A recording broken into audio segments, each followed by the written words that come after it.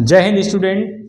हम लोग आज नेचर ऑफ फ्रूट्स के जो डिफरेंट क्वेश्चंस आते हैं उस पर डिस्कस करेंगे।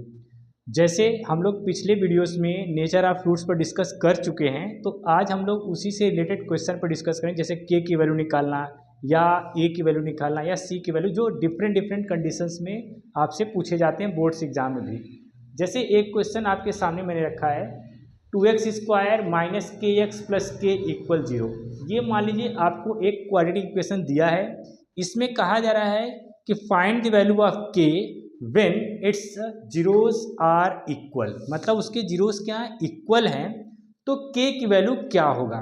तो सबसे पहला काम हमने कहा था कि जब भी आपको नेचर की बात किया हो तो क्या करते थे हम लोग, A X square plus B X plus C equal 0 से कंपेयरिंग करते थे। तो यहाँ पे भी वही काम करना है, सबसे पहला काम कंपेयर ही करना है। तो कंपेयर जब करेंगे तो ए के प्लेस पे आपको दिख रहा है 2 है, बी के प्लेस पे आपको दिख रहा है माइनस के है, और सी के प्लेस पे आपको दिख रहा है के है।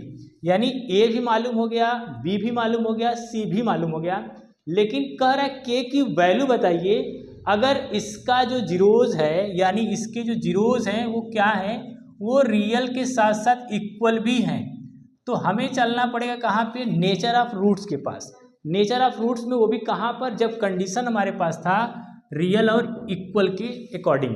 तो कंडीशन पे चलेंगे तो रियल और इक्वल में क्या था कि हमारा जो बी स्क्वायर माइनस 4ac होना चाहिए वो क्या होना चाहिए, वो 0 के इक्वल आना चाहिए। कब, जब हमारा रूट्स या जीरोज रियल और इक्वल हो। तो कहाँ चलेंगे, B square minus 4ac equal 0। यानी जब भी आपसे ये कह दिया जाए कि इसके रूट्स रियल हैं और इक्वल हैं, तो आपको क्या करना है, B square minus 4ac equal क्या कर देना है, सीधे सीधे 0 कर देना है। अब क्या करेंगे, हमने तो रख दिया 0। अब b की वैल्यू, a की वैल्यू और c की वैल्यू इसमें सब्स्टिट्यूट करेंगे। तो सब्स्टिट्यूट करते हैं तो b के प्लेस पे क्या, माइनस के, तो यानी माइनस के का क्या हो जाएगा, स्क्वायर, फिर माइनस 4 इंटू ए कितना है 2 है, इंटू सी मतलब c की वैल्यू यानी k, तो इंटू के किया इक्वल टू 0 है वो कर दिया।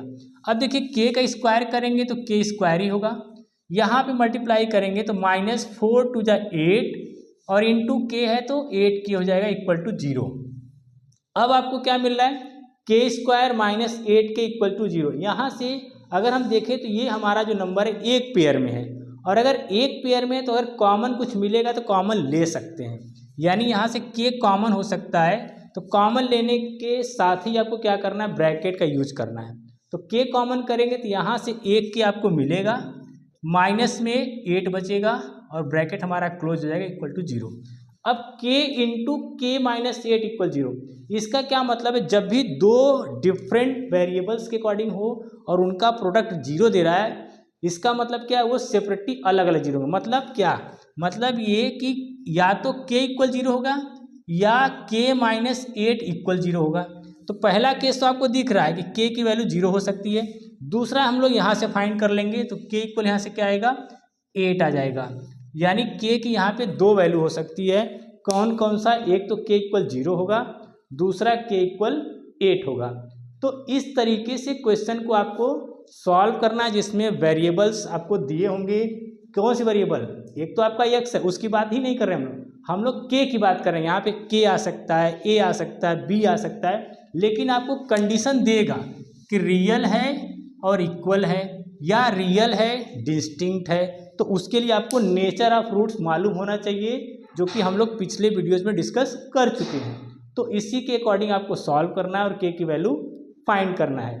तो ऐसे अलग अलग क्वेश्चन आप सॉल्व करेंगे जो कि इससे रिलेट करने वाले हैं। तो ऐसे क्वेश्चन आपको क्या करना है, घर पे प्रैक्टिस करना है। अगर कोई इससे रिलेटेड कोई डाउट होगी तो आपको कमेंट में बताने हैं, ताकि हम नेक्स्ट वीडियो में उस डाउट को क्लियर कर सकें। Thank you for watching.